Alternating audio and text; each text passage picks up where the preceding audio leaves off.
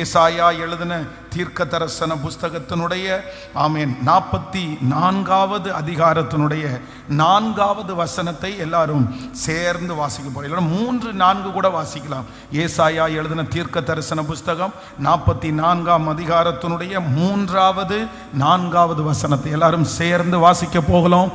தாகம் உள்ளவன் மேல் தண்ணீரையும் வறண்ட நிலத்தின் மேல் ஆறுகளையும் ஊற்றுவேன். உன் சந்ததியின் மேல் என் ஆவியையும் உன் சந்தானத்தின் மேல் என் ஆசீர்வாதத்தையும் ஊற்றுவேன். அதனால் அவர்கள் புல்லின் நடுவே நீர்க்கால்களின் ஓரத்தில் உள்ள அலரி செடிகளைப் போல வளருவார்கள். ஆமேன்.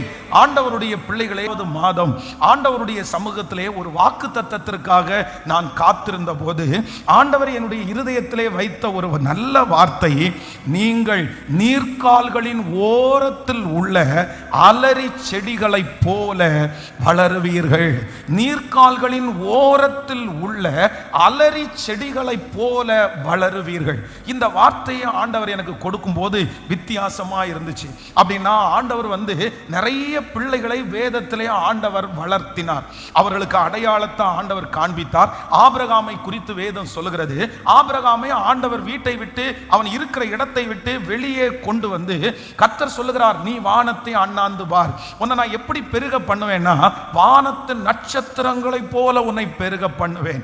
அதே போல கர்த்தர் கீழே தரையில கொண்டு வந்து நீ பார்ப்பா, இந்த பூமியினுடைய இந்த மணலை பார், இந்த மணலை போல உன்னுடைய சந்ததியை நான் பெருக பண்ணுவேன். அப்போ பரிசுத்தவான்களுக்கு ஆண்டவர் அவர்களை பெருக பண்றதற்கு வளர்றதற்கு ஏதோ ஒன்றை ஆண்டவர் காமிச்சு, இந்த மாதிரி நீ வளருவ, இந்த மாதிரி நீ உயர்வ அப்படின்னு ரொம்ப மேன்மையானதை ஆண்டவர் அவர்களுக்கு முன்பாய் காண்பித்தார். ஆபிரகாமுக்கு கர்த்தர் அப்படி கொடுத்தார். ஒவ்வொரு பரிசுத்தவான்களுக்கும் இதே போல நிறைய புதிய புதிய காரியத்தை காண்பித்தார். ஆனா இந்த இடத்துல கர்த்தர் யாக்கோபனுடைய சன்னதியை பார்த்து சொல்றாரு, நீங்க எதை மாதிரி வளருவீங்கன்னா நீங்கள் அலரி செடிகளை போல வளருவீர்கள். அப்ப இந்த வசனத்தை வாசிக்கும் போது எனக்கு தோணுச்சு, ஆண்டவரே ஆபிரகாமை பார்த்து இருக்கிறதுலே பெஸ்ட்டை காமிச்சு இந்த மாதிரி நீ வளருவேன்னு சொன்னீங்க, இந்த இருக்கிறதுல பெஸ்ட்டை காமிச்சு நீ பூமியினுடைய தூளை போல பெருகுவேன்னு சொன்னீங்க. ஆனா இந்த பிள்ளைய பார்த்து அலரி செடி. அப்ப இந்த அலரி செடி அப்படின்னு சொன்னா, செடி அப்படின்னு சொன்னாலே நம்முடைய பார்வைக்கு அது ரொம்ப ஒரு பெரிய விஷயமா நம்ம எடுத்துக்க மாட்டோம். அதனால இப்படி சொல்றீரே அப்படின்னு பார்க்கும்போது அதனுடைய இந்த அலரி செடியினுடைய ஆழத்தை நாம் பார்க்கும்போது ரொம்ப வித்தியாசமா இருந்துச்சு. அதனால ஆண்டவர் இன்றைக்கு நமக்கு கொடுக்கிற ஒரு நல்ல வார்த்தை, நீங்கள் நீர்க்கால்களின் ஓரத்தில் உள்ள அலரி செடிகளை போல வளருவீர்கள். ஆண்டவர் இன்றைக்கு கிருபையாய் கர்த்தர் வாக்கு கொடுக்கிறார், நான் உங்களை வளர்த்துவேன் என்று ஆண்டவர் சொல்லுகிறார். எத்தனை பேர் ஆமோதிக்கிறீர்கள்? நீங்கள் இருக்கிற நிலைமையிலே இருக்க போவது இல்லை. கர்த்தர் ஒரு வளர்ச்சியை ஆண்டவர் தரப்போகிறார். இந்த 12வது மாதம் அடுத்த ஸ்டெப் வளருவதற்கான ஒரு விதையை கர்த்தர் போட போகிறார். அடுத்த படி நீங்கள் வளர போகிறீர்கள். 11 மாதத்தினுடைய வளர்ச்சியை விட இந்த கடைசி மாதத்தினுடைய வளர்ச்சி அதிகமாக போகிறது. உங்கள் குடும்பங்களை கர்த்தர் வளர்த்துவேன் என்று வாக்கு கொடுக்கிறார்.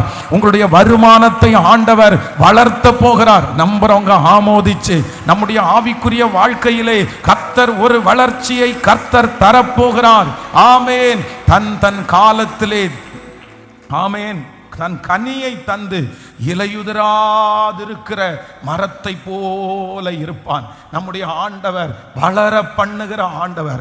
வேதம் சொல்லுகிறது, மோசே ஆண்டவர் 3 மாதம் யாருக்கும் தெரியாமல் ஆண்டவர் ஒளித்து ஆண்டவர் வளர்த்தினார். தன்னுடைய தாயினிடத்திலே ஆண்டவர் வளர்த்தினார். ஆனா அந்த தாய் நினைக்கிறார்கள், இனி இந்த செடியை ஒளிச்சு வளர்க்க முடியாதுன்ற ஒரு சூழ்நிலையில ஆண்டவர் இது எப்படி வளரப்போகுதோன்னு நினைக்கும் போது கர்த்தர் எல்லாருக்கும் முன்னாடியும் பப்ளிசிட் பண்ணி கர்த்தர் நேர்த்தியா எல்லாருடைய கண்களுக்கு முன்பாக வளர்த்தினார். சில மனிதர் உங்களுடைய இருதயத்துக்குள்ள, நாம் என்னுடைய வளர்ச்சியே நிறைய பேருக்கு பிடிக்க மாட்டேங்குது, நாம் வளர்றதை நிறைய பேர் விரும்ப மாட்டேங்கிறாங்க, அதனால நான் இதுவரைக்கும் மறைஞ்சு தான் நான் வளர்ந்துட்டு இருக்கிறேன், எது வாங்கினாலும் எது சொன்னாலும் எது செஞ்சாலும் யாருக்குமே ஷேர் பண்ணவே முடியல, ஏன்னா பொறாமப்பட்டுருவாங்களோ, அவங்க பொறாம நம்ம மேல விழுந்துருமோ, அதனால என்னுடைய வளர்ச்சியை கூட வெளியில காமிக்க முடியாத அளவுக்கு ஒரு சூழ்நிலையில இருக்கலாம். ஆனா ஆண்டவருடைய பிள்ளைகளே, கர்த்தர் உங்களை வளர பண்ண போகிறார். எப்படி வளர பண்ண போகிறார்னா, ஒரு காலத்துல மறைவாய் வளர்க்கிற கர்த்தர் இன்னொரு காலத்துல அத்தனை பேருக்கு முன்பாகவும், நீங்க மறைச்சு வச்சிருந்தாலும் மறைக்க முடியாது, உங்க அம்மா மறைச்சாலும் மறைக்க முடியாது. உங்களுக்கு கர்த்தர் கொடுக்க போகிற வளர்ச்சி அது மறைக்கு வைக்கப்படுகிற அளவல்ல, அநேகருக்கு காண்கிற அளவு.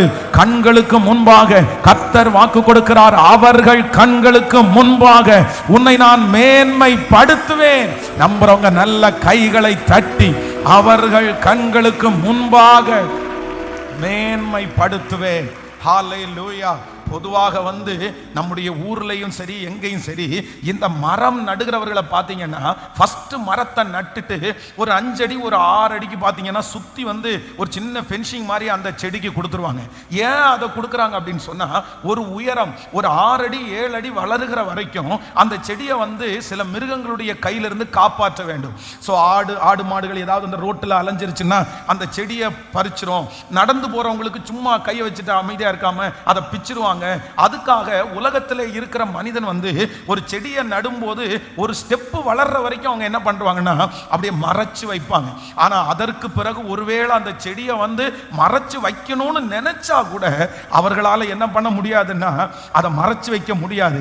ஏன்னா அவர்கள் வைத்திருக்கிற அத்தனை கோட்டைகளையும் தாண்டி அந்த செடி அந்த மரம் வெளியிலே தெரியும். நான் இன்றைக்கு இந்த பலிபீடத்திலிருந்து உங்களை ஆசீர்வதிக்கிறேன், இந்த வார்த்தையின்படி ஆசீர்வதிக்கிறேன். கர்த்தர் கொஞ்ச நாள் தான் உங்களை மறைஞ்சு வளர பண்ணுவார்.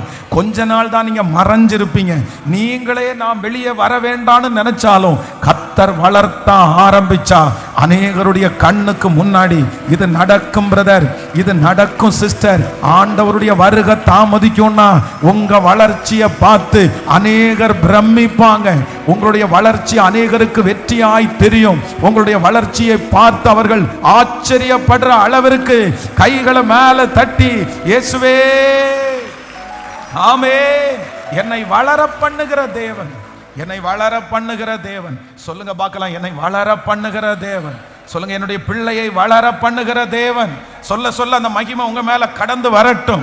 இல்ல கணுக்கால் அளவு அல்ல, முழங்கால் அளவு அல்ல, நீந்தி நீந்தி மூழ்கத்தக்கதாய் நீ வலதுபுறமும் இடதுபுறமும் இடம் கொண்டு நீ பெருகுவாய். முற்புறத்திலும் பிற்புறத்திலும் நீர் என்னை நெருக்கி உம்முடைய கரத்தை என்மேல் வைத்து என்னை வளர பண்ணுகிற கர்த்தர். என்னுடைய வளர்ச்சியை யாரும் தடுக்க முடியாது. உங்கள் வளர்ச்சியை யாரும் தடுக்க முடியாது. உங்கள் வளர்ச்சியை சத்துரு தடுக்க முடியாது. ஆமென். என்னை வளர பண்ணுகிற கர்த்தர்.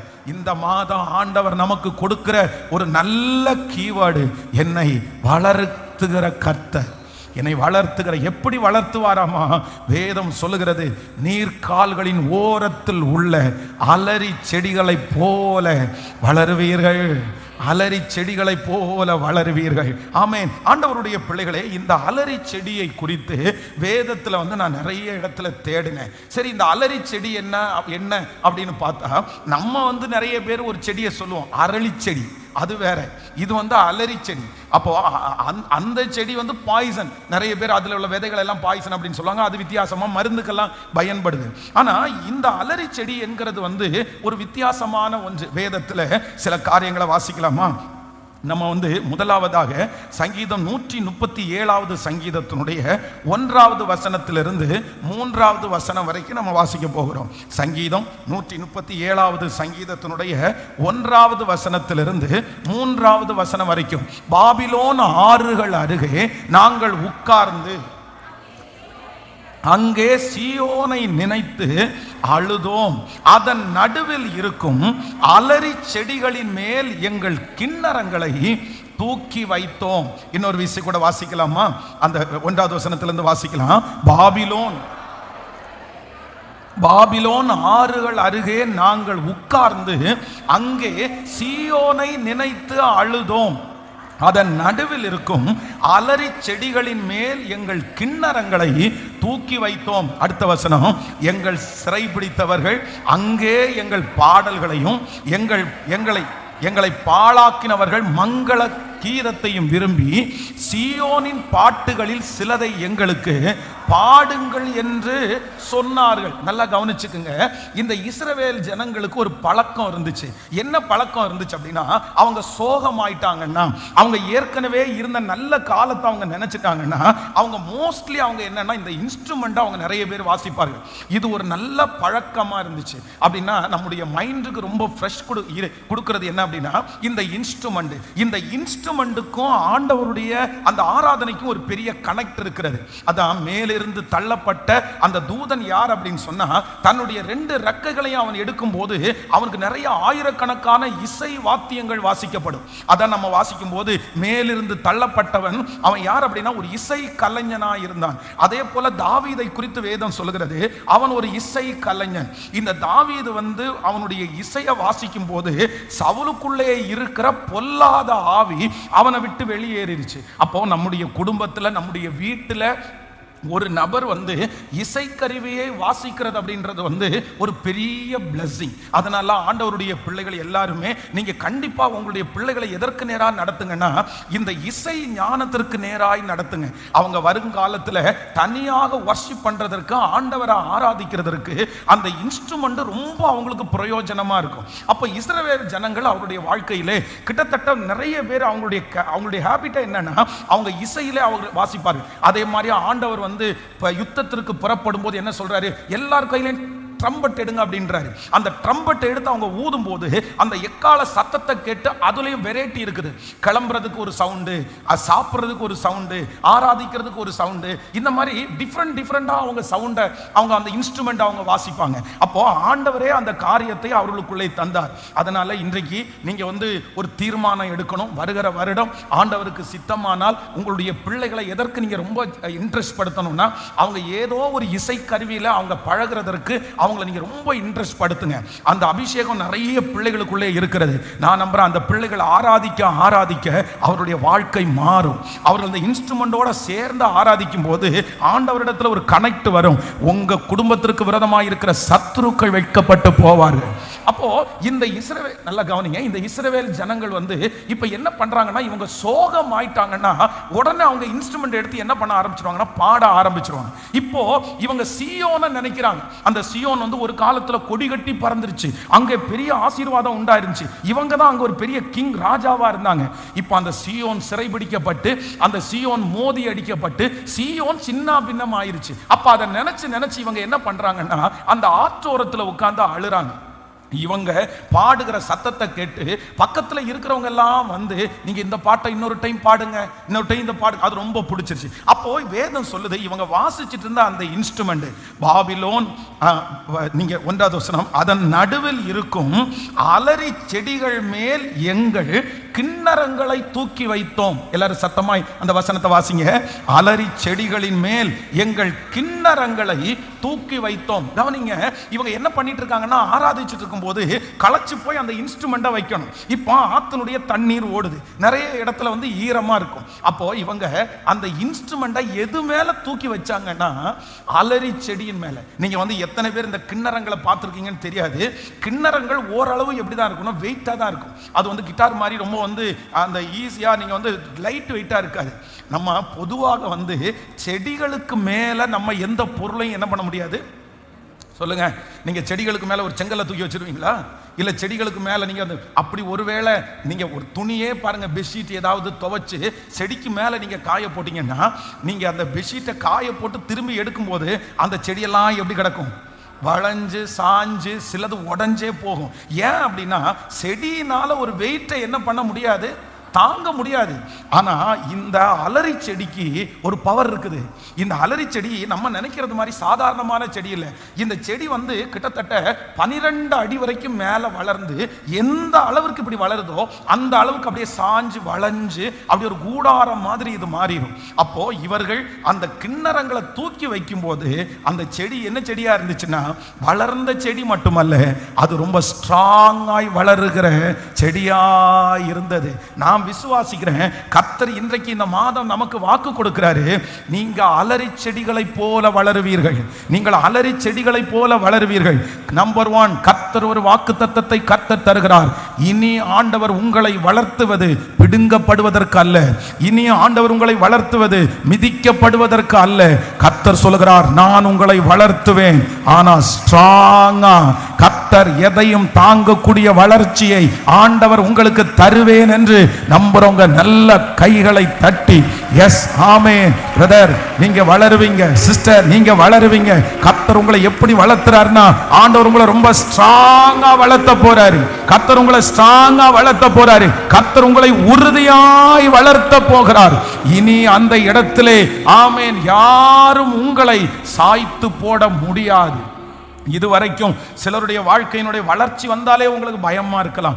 ஏன் அப்படின்னு சொன்னா, அந்த வளர்ச்சிக்கு மேல சில நேரத்தில் பாரம் வரும். வளர்ச்சி வரும்போது சில நேரத்தில் நமக்கு எந்த அளவிற்கு நம்ம வளர்றோமோ அந்த அளவிற்கு பாடுகள் நமக்கு வரும், சில பிரச்சனைகள். அதான் நம்ம ஒரு உலகத்தில் ஒரு பழமொழி சொல்லுவாங்கல்ல, காய்ச்ச மரத்திற்கு தான் எதுக்கு கல்லடி விழுமாமா, காய்ச்ச மரத்திற்கு தான் கல்லடி விழும். அப்படின்னா ஒன்றும் தெரியாம இருக்கும்போது, யாருக்குமே தெரியாம இருக்கும்போது உங்களுக்கு ஒன்றும் பிரச்சனை இல்லை.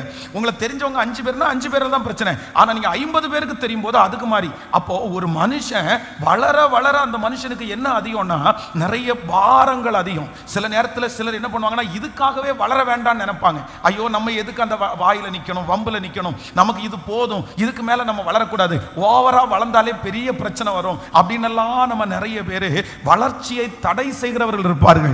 ஆனா ஆண்டவர் வாக்கு கொடுக்கிறார், நீ தடை செய்யாதே, உன் கூடாரத்தின் இடத்தை விசாலமாக்கு, உன் முளைகளுடைய எல்லைகள் விரிவாகட்டும், நீ வலதுபுறத்திலும் இடதுபுறத்திலும் இடம் கொண்டு பெருகுகிறாய். கர்த்தர் சொல்லுகிறார், நான் உன்னை அலரி செடிகளை போல வளர பண்ணுவேன். உங்களுடைய வளர்ச்சி இதுவல்ல, உங்களுடைய உயர்வு இதுவல்ல, உங்களுடைய மேன்மை இதுவல்ல. கர்த்தர் சொல்லுகிறார், நீ பார்க்கிறது சாதாரணமானது, நீ பார்க்கிறது ஒரு ஆரம்பத்தை, ஆனால் நான் உன்னை வளர்த்த போகிறது யாரும் கண்டுபிடிக்க முடியாத அளவிற்கு, ஒருத்தருடைய யோசனையிலும் இல்லாத அளவிற்கு என்னை வளர்த்த போகிறார். இனி எப்படி வளர்த்த போகிறார் என்றால், கர்த்தர் என்னை ரொம்ப ஸ்ட்ராங்கா வளர்த்த போறாரு. ஹல்லேலூயா. எதை உங்க மேல தூக்கி வச்சாலும் நீங்க தாங்குற அளவிற்கு வளர போறீங்க. விசுவாசிக்கிறவங்க ஆமென் சொல்லுங்க. கர்த்தர் உங்களை வளர்த்துகிறார். இனி நிரந்தரமா, இனி ஸ்ட்ராங்காய், ஹல்லேலூயா, உங்களுடைய வளர்ச்சியை ஒருவரும் தடுக்க முடியாத அளவிற்கு கர்த்தர் உறுதியாய், கர்த்தர் உறுதியாய், ஆமென், அந்த வளர்ச்சி இனி மாறவே மாறாது. யார் நினைச்சாலும் அதை பிடுங்க முடியாது. ஏன்னா கர்த்தர் உங்களை ஸ்ட்ராங் ஆக்க போறாரு. அல்ல, கர்த்தர் சொல்லுகிறார், இனி கர்த்தர் உங்களுக்கு வளர்ச்சி கொடுக்கிறது வம்சா வம்சமாய், ஆண்டவருடைய வருகை வரைக்கும் அந்த வளர்ச்சி ஸ்ட்ராங்கா நிற்பதற்கு நல்ல கரங்களை தட்டி thank you Jesus, thank you Jesus, hallelujah. உலகத்தில் இருக்கிற சில பெரிய பெரிய ஃபேக்டரிஸ், பெரிய பெரிய கம்பெனிஸுக்கு முன்னாடி சைன் அப்படின்னு ஒன்று போட்டு 99 to 2025 2026 அப்படின்னா 82 அகைன் டாட் போட்டு 2025 அப்படின்னு போடும்போதெல்லாம் எனக்கு அந்த அந்த அந்த மாதிரி போர்டை பார்க்கும்போதெல்லாம் எனக்கு ரொம்ப ஆச்சரியமா இருக்கும். 100 வருஷமா இது இருக்கு சார், 200 வருஷமா இது இருக்கு சார், 75 வருஷமா இதுக்கு இருக்கு சார் அப்படின்னு நிறைய பேர் சொல்லுவாங்க. அப்போ அடுத்த ஜெனரேஷன் பாத்தீங்க அப்படின்னு சொன்னா, அந்த இடத்துல அது உறுதியாய் நடப்பட்டதுனால அடுத்த ஜெனரேஷன் அதை கொண்டு போயிடுறாங்க. 100 இயர்ஸ் செலிப்ரேஷன் பண்ணும்போது நமக்கு அவ்வளவு பிரம்மாண்டமா இருக்கும். 150 இயர்ஸ் செலிப்ரேஷன் பண்ணும்போது, இத்தனை வருஷமா இந்த கம்பெனி இருக்கா, இத்தனை வருஷமா இந்த யூனிட்டை வச்சிருக்கிறீங்களா? நான் நம்புறேன் அது வெறும் உலகத்தானுக்கு மட்டும் இல்ல. ஆண்டவருடைய வருகை தாமதிச்சா கர்த்தர் உங்களை அலரி செடிகளை போல வளர பண்ணி உங்களை ஸ்ட்ராங் ஆக்கி, பிரதர் உங்களோட இது முடியாது, சிஸ்டர் இது உங்களோட முடியாது, கர்த்தர் வம்சா வம்சமா என்னை வளர பண்ணுகிறதற்காக, ஆமென், ஹல்லேலூயா, ஆமென். இது தீர்க்க தரிசனமான வார்த்தை, இது தீர்க்க தரிசனமான வார்த்தை. ஆண்டவர் என்னை எப்படி வளர்த்த போறாருன்னா, இனி ஆண்டவர் ஸ்ட்ராங்கா வளர்த்த போறாரு, ஸ்ட்ராங்கா வளர்த்த போறாரு. இனி என்னுடைய வளர்ச்சியில ஒரு ஒரு ஒரு அடித்தளம் இருக்க போகிறது. இனி நான் பிடுங்கி பிடுங்கி நடப்படுகிறவள் அல்ல. இனி கர்த்தர் நடுகிற இடத்துல நீங்க உறுதியா இருப்பதற்கு கர்த்தர் பலன் தருகிறவர். ஆமென். ஸோ நம்பர் 2, இரண்டாவதாக இந்த அலரி செடிகளை பார்க்கும்போது வேதத்தில் வந்து ஒரு 7-8 இடத்துல தான் இந்த அலரி செடி அப்படின்ற இந்த இடம் வந்திருக்குது. ஆனால் இதில் வாசிக்கும் போது நீங்கள் பார்த்தீங்கன்னா மோஸ்ட்லி கிட்டத்தட்ட 4 இடத்துல வந்து இந்த அலரி செடியும் பக்கத்தில் என்ன இருக்கும் அப்படின்னா, நீங்கள் வந்து இந்த வாக்கு தத்தத்திலேயே வாசிக்கும் போது ஏசாயா 44:4 நீங்கள் வாசிக்கும் போது என்ன சொல்லப்படுகிறது அப்படின்னா, அதனால் அவர்கள் புல்லின் நடுவே நீர்க்கால்களின், சொல்லுங்க, நீர்க்கால்களின் ஓரத்தில் உள்ள. இப்போ இந்த அலரி செடி பக்கத்தில் என்ன வந்துச்சு, என்ன இருக்குது? அலரி செடி. அப்ப எங்க வளரும்? தாமரை எங்க வளரும்? சொல்லுங்க சத்தமா. தண்ணீர்ல தான் வளரும். அதே மாதிரி சில செடிகள் இந்த இடத்துல தான் வரும், இந்த இடத்துல வராது அப்படின்னு இருக்குது. இப்போ ஊட்டியில இருக்கிற செடியை கொண்டு வந்து நம்ம கீழே நட முடியாது. சில செடிகள் வந்து அங்க இருக்கிறது இங்க வளராது. அதே மாதிரி இங்க இருக்கிறது அங்க செட் ஆகாது. அப்போ இந்த அலரி செடிக்கு ஒரு தன்மை இருக்கு. இந்த அலரி செடி எங்க வளரும் அப்படின்னு சொன்னா தண்ணீர் நீர்க்கால்களில் நடக்கும். அடுத்து இப்ப வாசிச்சோம் பாருங்க, 37வது சங்கீதம் 137:2 வாசிக்கும் போது அதுல பாபிலோன் ஆறுகள் அருகே நாங்கள் உட்கார்ந்து அங்கே சீயோனை. அப்போ இந்த அலரி செடி இப்ப எங்க இருக்குது? எங்க இருக்குது? ஆத்துல இருக்கு. ஆறு எங்க இருக்கும்? ஆத்துல என்ன இருக்கும்? தண்ணி. அப்போ இந்த அலரி செடிக்கும் எதுக்கும் கனெக்ட் இருக்கு அப்படின்னு சொன்னா தண்ணீருக்கும் கனெக்ட் இருக்குது. அப்போ இந்த வார்த்தையை குறித்த விளக்கத்திற்காக நான் ஜெபிக்கும் போது ஆண்டவர் என்னுடைய இருதயத்தில் வைத்த வார்த்தை என்னன்னா, ஒருவன் தாகமாயிருந்தால், ஒருவன் தாகமாயிருந்தால் அவன் உடனே எங்க வரக்கடவன்? ஆத்துக்கு வரக்கடவன் கர்த்தர் சொல்லல, என்னிடத்தில் வரக்கடவான். அப்பொழுது நான் என்ன பண்ணுவேன்னா அவனுக்கு ஒரு தண்ணீரை கொடுப்பேன். அந்த தண்ணீர் நீடித்த நாட்களாய் அவனுக்கு ஊறுகிற ஜீவ ஊற்றை போல இருக்கும். அப்போ நான் விசுவாசிக்கிறேன், இரண்டாவது இந்த அலரி செடியை போல ஆண்டவர் வளர பண்ணுவார் என்கிறதற்கு அடையாளம் என்னன்னா, இனி நீங்க தனியா வளர மாட்டீங்க. இனி நீங்க தனியா வளர மாட்டீங்க. இனி யாரோட வளர போறீங்கன்னா ஆண்டவரோட வளர போறீங்க. உங்க பிசினஸ் ஆண்டவரோட வளர போகுது. நீங்க ஆண்டவரோட வளர போறீங்க. உங்க பிள்ளைங்க ஆண்டவரோட வளர போறாங்க. கர்த்தர் வாக்கு கொடுக்கிறார், நான் உன்னை வளர்த்துவேன். இனி தனியாய் அல்ல, கர்த்தரோட சேர்ந்து வளர போகிறோம். இது வரைக்கும் நீங்க ஒரே ஒரு ஆளா தனியா வளர்ந்து வளர்ந்து ரொம்ப கஷ்டப்பட்டிருக்கலாம். ஆமென். உங்களுடைய வளர்ச்சி அப்படி நீங்க தனியா வளர்றதுனால திடீர்னு அந்த வளர்ச்சி வந்து உங்களை விட்டு போயிருக்கலாம். உங்களுடைய முயற்சியினால சம்பாதிச்சது நீங்க இழந்திருக்கலாம். உங்களுடைய வளர்ச்சியினால நீங்க ராத்திரி பகலா உழைச்சு செஞ்சு ஆனா நன்மையை பார்க்கிற நேரம் உங்களுக்கு தீமை வந்திருக்கலாம். உங்களுடைய கையினால நீங்க உழைச்சது உங்களை விட்டு போகலாம். ஆனா கர்த்தர் இன்றைக்கு இந்த 12ஆம் மாதம் வாக்கு கொடுக்கிறார், மறுபடியும் நான் உன்னை வளர்த்துவேன், மறுபடியும் உன்னை வளர்த்துவேன். இனி நீங்கள் மட்டும் அல்ல, இனி உங்கள் கைகள் மட்டும் அல்ல, இனி நீங்க தனியா உங்க பிரயாசத்துல அல்ல, முழுக்க முழுக்க அப்பாவும் கூட உங்க கூட இருந்து, ஒரு மேனேஜரா கூட இருந்து, ஒரு ஓனரா கூட இருந்து, ஒரு நல்ல மென்டரா ஆண்டவர் கூட இருந்து நல்ல கரங்களை தட்டி நான் உனக்கு போதித்து நீ நடக்க வேண்டிய வழியை உனக்கு காண்பிப்பேன். உன்மேல் என் கண்ணை வைத்து உனக்கு ஆலோசனை சொல்லுவேன். நீங்கள் தனியாக நீங்கள் பிரயாசப்பட்டு வளர்ந்ததை இழந்திருக்கலாம். நீங்க கஷ்டப்பட்டு வளர்ந்ததை நீங்க இழந்திருக்கலாம். ஆனா கர்த்தர் வாக்கு கொடுக்கிறார், இனி நீ மட்டும் இல்ல மகனே, கர்த்தரும் சேர்ந்து உங்க கூட கையை வச்சுட்டார்னா அந்த வளர்ச்சியை ஒருவராலும் தடுக்க முடியாது, அழிக்க முடியாது. இனி நீங்கள் நஷ்டப்பட்டு போவது இல்லை. நீங்க கைகளை தட்டி ஆமோதிக்கும் போது அப்படியே அப்படியே கிருபை கிருபை கிருபை கிருபை என்னை வளர பண்ணுகிறவர், என்னை வளர பண்ணுகிறவர், என்னை வளர பண்ணுகிறவர், என்னை வளர பண்ணுகிறவர். ஹல்லேலூயா. கர்த்தர் வாக்கு கொடுக்கிறார், நீங்கள் அலரி செடிகளை போல வளருவீர்கள். நம்பர் 1, ஃபர்ஸ்ட் அலரி செடி எப்படி வளருமாமா?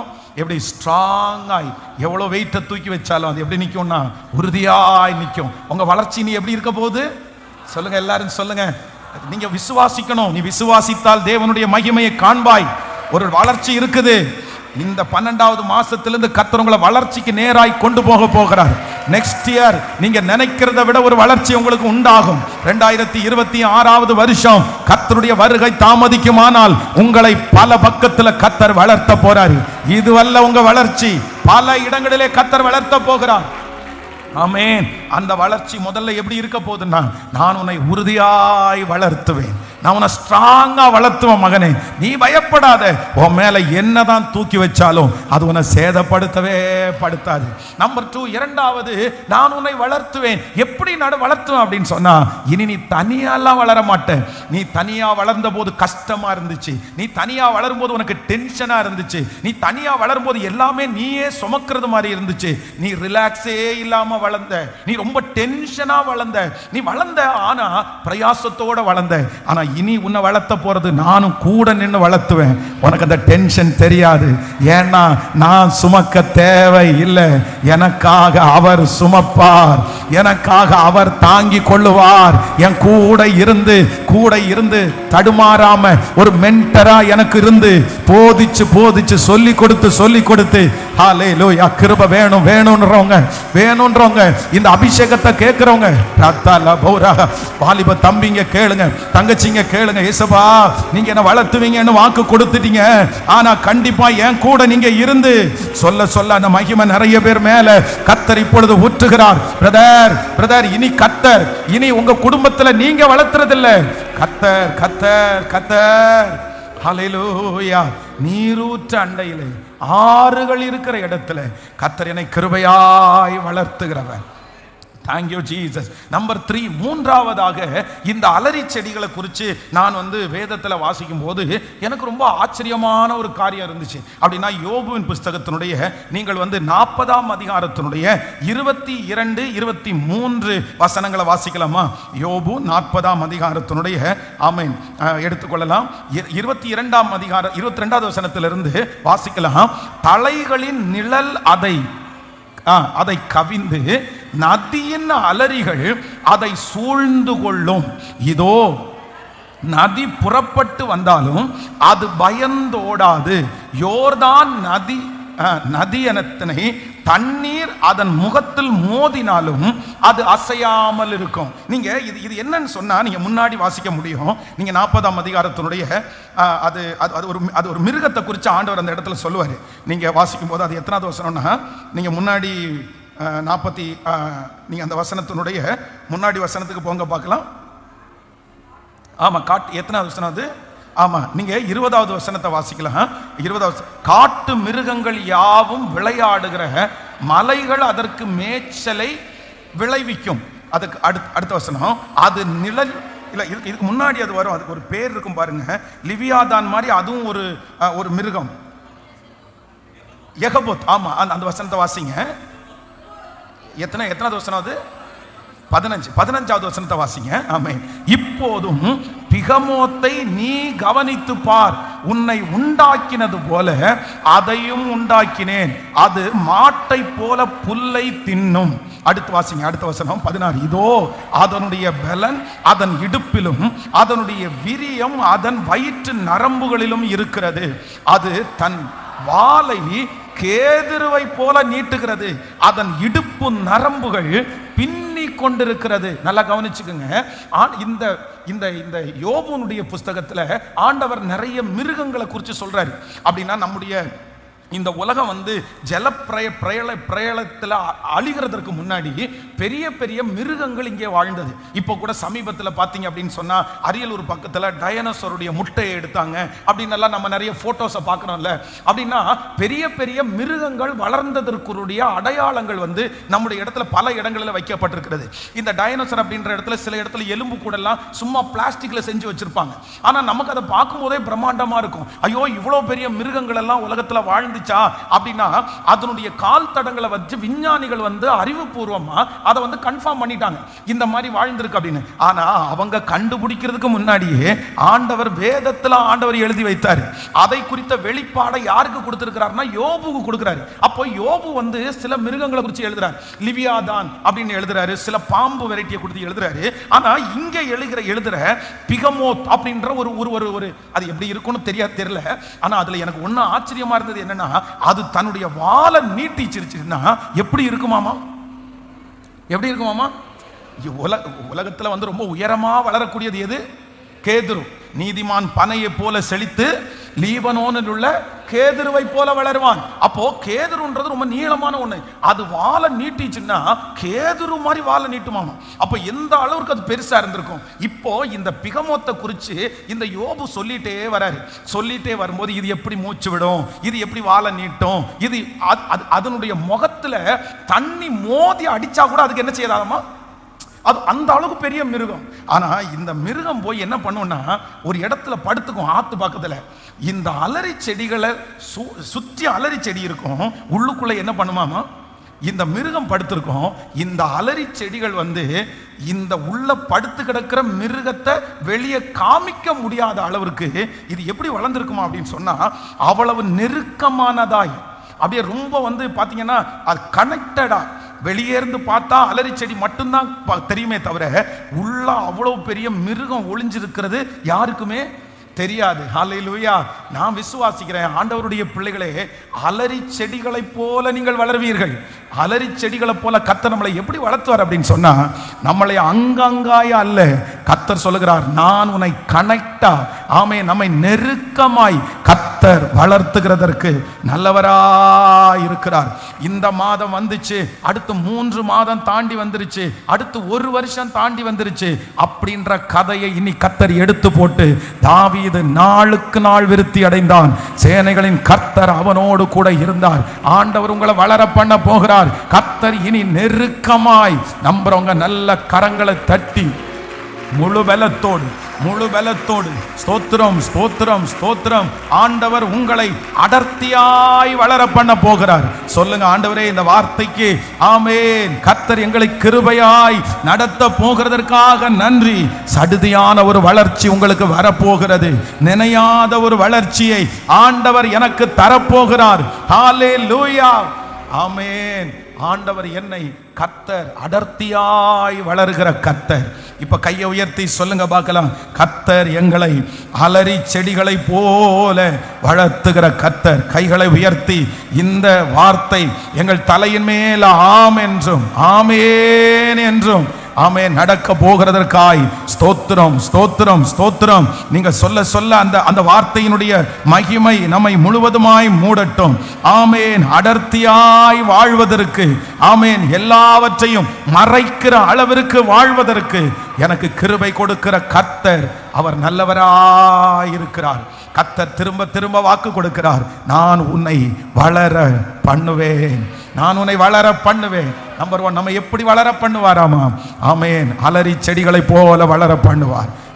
நம்பர் 1, கர்த்தர் என்னை எப்படி வளர்த்த போறார்னா, கர்த்தர் என்னை உறுதியாய் வளர்த்த போகிறார். நம்பர் 2, கர்த்தர் என்னை எப்படி வளர்த்த போறார் அப்படின்னு சொன்னா, அவரோட சேர்ந்து என்னை கர்த்தர் வளர்த்த போகிறார். நம்பர் 3, மூன்றாவது, ஆண்டவர் என்னை எப்படி வளர்த்த போறார்னா, கர்த்தர் என்னை அடர்த்தியாய், கர்த்தர் நெருக்கமாய் என்னை வளர்த்துகிறதற்கு கர்த்தர் வல்லவராய் இருக்கிறார். இனி தோய்வு இல்லை, இனி ஸ்ட்ரகிள் இல்லை. இது தீர்க்க தரிசனமான வார்த்தை. ஆமேன். இனி அந்த இடத்துல கேப் இல்லை. நாளுக்கு நாள் டெய்லி ஆமேன். இஸ்ரவேல் ஜனங்களுக்கு காலையிலே மன்னாவை கொடுத்தது போல இந்த தீர்க்க தரிசனமான வார்த்தையை நம்புறவங்களுக்கு அப்படியே, ஆமோதிக்கிறவர்களுக்கு அப்படியே நடக்க போகிறது. ஸ்தோத்திரம் ஸ்தோத்திரம். ஹல்லேலூயா. அப்படியே எழும்பி நிற்கலாமா? என்னை வளர்த்துகிற கர்த்தர் மறைவாய் வளர்த்ததை கவனித்தீரே. மறைவாய் வளருகிறதை கவனிக்கிற கர்த்தர், மறைவாய் வளருகிறதை கவனிக்கிற கர்த்தர். கைகளை எல்லாரும் உயர்த்தி இந்த வார்த்தைக்காக ஸ்தோத்திரம் செலுத்துங்க பார்க்கலாம். ஆமென். ஹல்லேலூயா. ஒரு வசனத்தை கூட உங்களுக்காக வாசிக்கிறேன். நான் நீ எடுக்க வேண்டாம். ஏசாயா 44ஆம் அதிகாரத்தினுடைய ஸ்தோத்திரம் 4வது வசனத்தை கூட வாசிக்கிறேன் உங்களுக்காக. ஏசாயா 44ஆம் அதிகாரத்தினுடைய ஆமென் 4வது வசனத்தை வாசிக்கும் போது நம்ம ரொம்ப அழகாய், அதனால் அவர்கள் புல்லின் நடுவே நீர்க்கால்களின் ஓரத்தில் உள்ள அலரி செடிகளை போல வளர்வார்கள். இந்த இடத்துல இன்னொரு பாயிண்ட் இருக்கு. என்ன அப்படின்னா, அதனால் அவர்கள் புல்லின் நடுவே. எதுக்கு நடுவே? புல்லின் நடுவே. அப்போ இந்த அலரி செடி தனியா வளர்ற செடி மட்டும் கிடையாது. எதோட சேர்ந்து வளருமாமா? புல்லுக்கு நடுவே. புல் அப்படின்றது என்ன? புல் அப்படின்ற இந்த ஆவிக்குரிய இந்த வேதத்தின்படி இருக்கிற விளக்கத்துல புல் அப்படின்னா திரளான ஜனங்கள் அப்படின்னு அர்த்தம். திரளான ஜனங்கள். இப்போ இந்த அலரி செடிக்கு ஒரு வளர்ச்சி இருக்குது. என்ன வளர்ச்சி அப்படின்னு சொன்னா, சுத்தி அவ்வளவு புல் இருந்தாலும், சுத்தி அவ்வளவு ஜனங்கள் இருந்தாலும், அதன் நடுவிலே அலரி செடியை கர்த்தர் வளர பண்ணுகிறார். நான் விசுவாசிக்கிறேன். நான்காவது, உங்களுடைய என்னுடைய தலையின் மேல ஆண்டவர் ஒரு பிளஸிங்கை வைக்க போறாரு. நீங்க வளருவீங்க. எப்படி வளருவீங்க? சத்தமா சொல்லுங்க. அலரி செடிகளை போல வளர போறீங்க. அலரி செடியுடைய 4வது வளர்ச்சி என்ன அப்படின்னு சொன்னா, ஜனங்களின் நடுவே நீங்கள் வளருவீர்கள். உங்க சொந்தக்காரர்கள் நடுவில் நீங்க வளருவீங்க. உங்களை சுற்றி வேலை பார்க்கிறவங்க நடுவில் கர்த்தர் வளருவார். சத்துருக்களுக்கு முன்பாக உங்களுக்கு ஒரு பந்தியை ஆயத்தப்படுத்தி உங்கள் தலையை எண்ணெயை அபிஷேகம் பண்ணி, ஆமென், ஹல்லேலூயா. பெரிய டேலண்ட் உள்ளவங்களா இருக்கலாம், பெரிய ஞானிகளா இருக்கலாம், அவர்கள் நடுவிலே வளர்கிறதுக்கு உங்களுக்கு சிரமமா இருக்கலாம். ஆனா ஆண்டவர் அலரி செடியை எங்க வளர்த்துறார் அப்படின்னு சொன்னா, புல்லுகளின் நடுவில் ஆண்டவர் வளர்த்துறார். அத்தனை ஏக்கர் கணக்கில் புல் இருந்தாலும் இந்த அலரி செடி ஒன்று புல்லுக்கு நடுவில் நட்டப்பட்டா புல்லு வெளியே தெரியாது. எதுதான் ஃபர்ஸ்ட் தெரியும்னா, அலரி செடி தாங்க ஃபர்ஸ்ட் தெரியும். இது தீர்க்க தரிசனமான உண்மை. நாம் வெறும் ஒரு கற்பனை கதையை சொல்லல, வேதத்துல சொல்லி இருக்கிறத சொல்றேன். சீக்கிரமா நடக்க போகிறது. அலரி செடிகளை போல ஜனங்களின் நடுவே, வேலை செய்கிற இடத்திலே, சுற்றி இருக்கிற இடத்துல கர்த்தர் உங்களை வளர பண்ணுவார். ஆமென். ஆயத்தமாகுங்க. எதுக்கு ஆயத்தமாகுங்கன்னா, வளர்ச்சிக்கு ஆயத்தமாகுங்க. இந்த 100 days ஜெபம் கூட கர்த்தர் எதுக்கு நமக்கு ஆரம்பிக்க பண்ணார்னா, நம்மளை வளர்த்துறதற்கு கர்த்தர் சித்தம் கொண்டிருக்கிறார். நம்மை வளர்த்த போகிறார். ஆமென். இப்ப நான் மறக்க மாட்டீங்கன்னு நினைக்கிறேன் 4 ஆசீர்வாதத்தை. நம்பர் 1 சொல்லுங்க பார்க்கலாம். நம்மளை கர்த்தர் எப்படி வளர்த்த போறாருன்னா, இந்த அலரி செடி எப்படின்னா, கிண்ணறம் வைக்கிற அளவிற்கு அது எப்படி இருக்கும்னா, உறுதியா ஸ்ட்ராங்கா இருக்கும். பேருதான் செடி, ஆனா அதுல இருக்கிற ஒர்த் வித்தியாசமானது.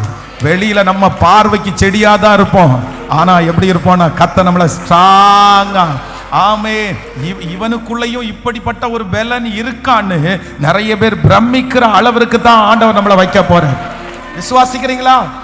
நம்பர் 2, இரண்டாவதாக இந்த அலரி செடியை கர்த்தர் எப்படி வளர பண்ணார்னா, இது நீரூற்று, இது ஆறுகள் அப்படின்னா கர்த்தரோட வளர போறோம்.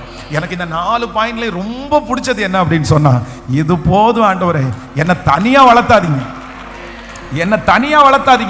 நீ பாட்டுக்கு வளர அப்படின்னு என்னை வளர்த்து விட்டுறாதீங்க. என்னை எப்படி வளர்த்துங்கன்னா, நான் உங்களோட வளரணும். வாலிப தம்பி, நீ தனியா யார் வேணாலும் இந்த உலகத்துல வளர்றாங்க. இந்த உலகத்துல எத்தனையோ பேருடைய கம்பெனி மேல வருது, எவ்வளவு பேர் கோடிகளை சம்பாதிக்கிறாங்க, வளர்றாங்க. ஆனா அவங்களுடைய உழைப்புல வளர்றாங்க, அவங்களுடைய தாளத்துல வளர்றாங்க. ஆனா ஒரே ஒரு பிள்ளை எப்படி வளருதுன்னா, கர்த்தரோட வளருது. கர்த்தருடைய ஆசீர்வாதம் ஐஸ்வர்யத்தை தரும், அதனோடு வேதனையை கூட்டார். ஹல்லேலூயா. தேவன் இல்லாம வளர்றவங்களை பார்த்து நீங்க கொஞ்சம் கூட வருத்தப்பட வேண்டாம், பொறாமையும் பட வேண்டாம், யோசிக்கவும் வேண்டாம். அவங்களுக்கும் நமக்கும் நிறைய வித்தியாசம் இருக்குது.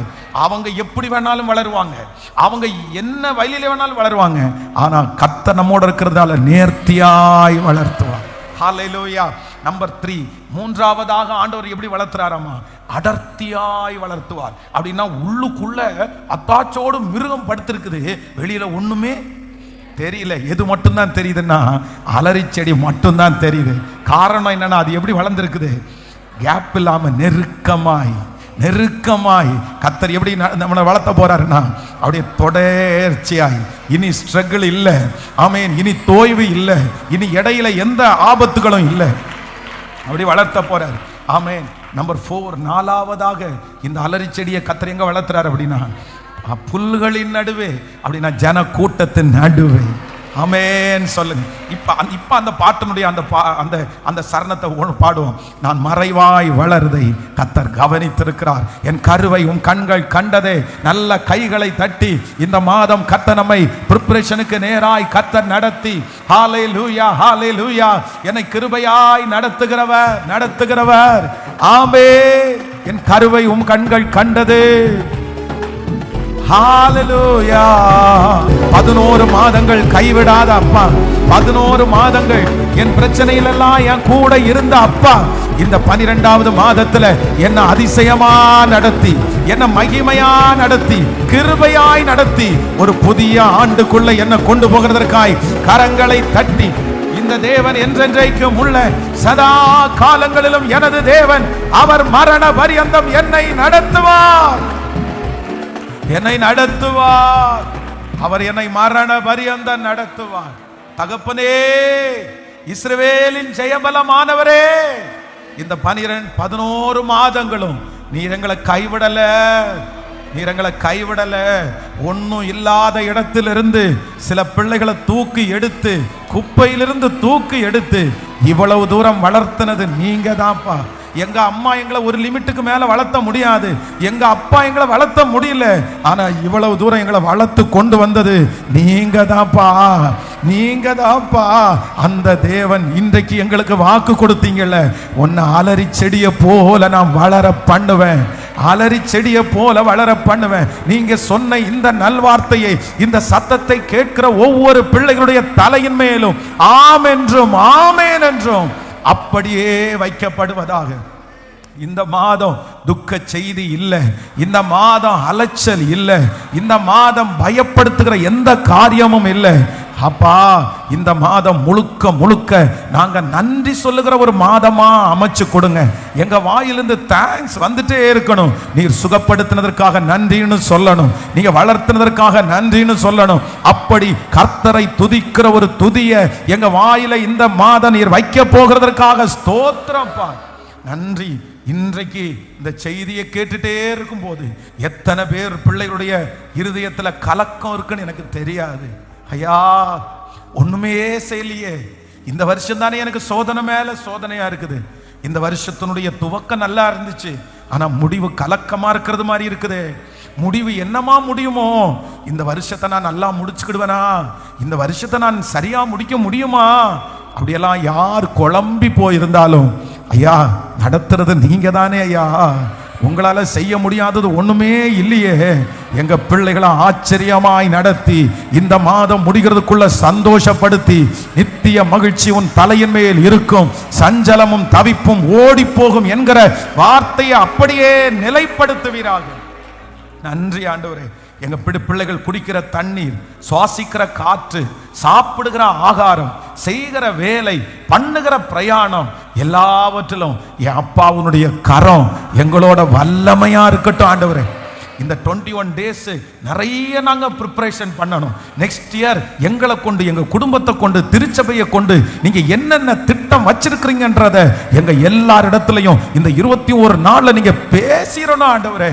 உங்க வருகை தாமதிச்சா புது வருஷம் காலடி எடுத்து வைக்கும் போது ஒரு வெற்றியோட உள்ள காலடி எடுத்து வைக்கணும். அதற்காக இந்த பலிபீடத்திலிருந்து உம்முடைய ஊழியக்காரனாகிய நான் ஒவ்வொரு பிள்ளைகளையும் ஆசீர்வதிக்கிறேன் ஆண்டவரே. தசம பாகத்துல காணிக்கைகளை உண்மையா இருக்கிற பிள்ளைகள் இந்த மாதம் கர்த்தர் பெருக பண்ணுங்கப்பா. நீயும் அநேகம் ஜாதிகளுக்கு கடன் கொடுப்பாய், கடன் வாங்காதிருப்பாய் என்கிற அந்த வாக்கு தத்தத்தை எங்க பிள்ளைகளுக்கு அப்படியே நிறைவேற்றுவீராகப்பா. கர்த்தருடைய கிருபை கூடவே இருக்கட்டும். ஆன்லைன்ல லைவ்ல இருக்கிற பிள்ளைங்க, ஆன்லைன்ல இந்த சத்தத்தை கேட்கிற பிள்ளைங்க, அவங்க எங்கிருந்தாலும் இங்க பேசப்படுகிற அந்த வாக்குத்தத்தம் அவர்களுக்கும் சொந்தமாகட்டும் என்று நான் ஜெபிக்கிறேன். ஆசீர்வதிப்பீராக. உங்க கிருபையின் கரத்தில் எங்களை தாழ்த்தி சமர்ப்பிக்கிறோம். இயேசுவின் மூலம் ஜெபம் எடுக்கிறோம் நல்ல பிதாவே. ஆமேன் ஆமேன். என் ஆத்துமாவே கர்த்தரை ஸ்தோத்திரி, என் முழு உளமே பரிசுத்த நாமத்தை ஸ்தோத்திரி. என் ஆத்துமாவே கர்த்தரை ஸ்தோத்திரி, கர்த்தர் செய்த சகல உபகாரங்களையும் மறவாதே. ஆமேன். ஹல்லேலூயா, ஹல்லேலூயா. சத்தமா ஹல்லேலூயா.